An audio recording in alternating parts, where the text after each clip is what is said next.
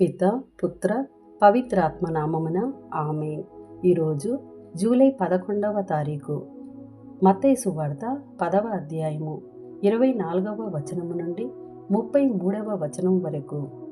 శిష్యుడు గురువు కంటేను అధికుడు కాడు, సేవకుడు యజమానుని కంటేను అధికుడు కాడు. గురువు వలె శిష్యుడు, యజమానుని వలె సేవకుడైనా చాలును. ఇంటి యజమానుడు బెల్జెబూలు అని పిలువబడిన ఎడల అతని ఇంటివారు ఇంకెంత హీనముగా పిలువబడుదురో కదా. కాబట్టి మనుషులకు భయపడకుడు.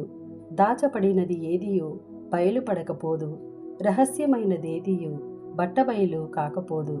చీకటిలో నేను మీకు బోధించు ఈ విషయములనెల్లా మీరు వెలుతురులో బోధింపుడు.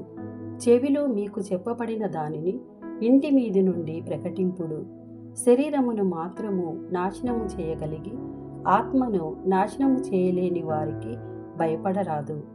ఆత్మను శరీరమును కూడా నరకకూపమున నాశనము చేయగలవానికి ఎక్కువగా భయపడుడు. ఒక కాసుతో మీరు 2 పిచ్చుకలను కొనగలుగుదురు, కానీ మీ తండ్రి సంకల్పము లేనిదే వానిలో ఏ ఒక్కటియు నేలకు ఒరగదు. ఇక మీ విషయమున మీ తల వెంట్రుకలన్నీ లెక్కింపబడియే ఉన్నవి. కావున భయపడకుడు. మీరు అనేక పిచ్చుకల కంటే అతి విలువైన వారు కనుక ప్రజల ఎదుట నన్ను అంగీకరించు ప్రతివానిని పరలోకమందున్న నా తండ్రి సమక్షమున నేను అంగీకరింతును.